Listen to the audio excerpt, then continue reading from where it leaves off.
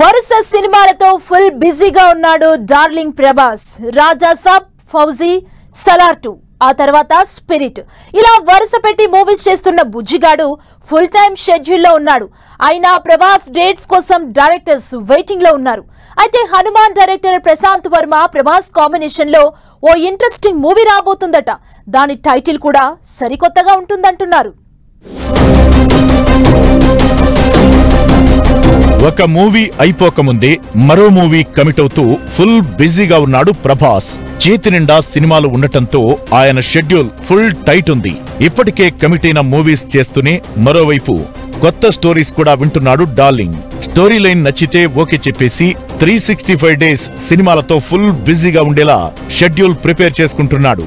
డైరీలో ఖాళీ పేజీ లేని హీరో ఎవరంటే ప్రభాస్ అని అంటున్నాయి టాలీవుడ్ వర్గాలు.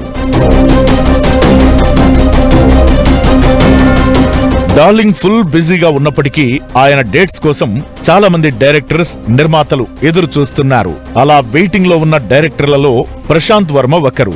మైత్రి మూవీస్ బ్యానర్ లో ప్రభాస్ తో ఓ సినిమా చేయబోతున్నాడు హనుమాన్ డైరెక్టర్ ప్రశాంత్ వర్మ. ఈ మూవీ బడ్జెట్ కూడా భారీగానే ఉంటుందని టాక్. హనుమాన్ తరువాత ఆ రేంజ్ లో ప్రశాంత్ వర్మ సినిమా ఉండబోతుందంటున్నారు. అయితే ఈ సినిమాకు బకా అని టైటిల్ కూడా ఫిక్స్ చేశారని టాక్. ఇది మహాభారతంలోని బకాసురుడి కథ అనే టాక్ వినిపిస్తోంది. ప్రభాస్ చేయబోతున్న మొదటి పూర్తిస్థాయి మైథలాజికల్ సినిమాగా దీన్ని భారీ స్థాయి విజువల్ ఎఫెక్ట్స్ తో తెరకెక్కించబోతున్నారట. అయితే బకా మూవీ షూటింగ్ స్టార్ట్ కావడానికి కాస్త టైం పడుతుందని అంటున్నారు. ప్రస్తుతం ప్రభాస్ రాజా సాబ్, ఫౌజీ మూవీస్ చేస్తున్నాడు.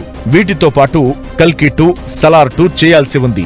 వాటి తరువాతే బకా సెట్స్ పైకి వెళ్లే అవకాశముందన్న టాక్ వినిపిస్తోంది.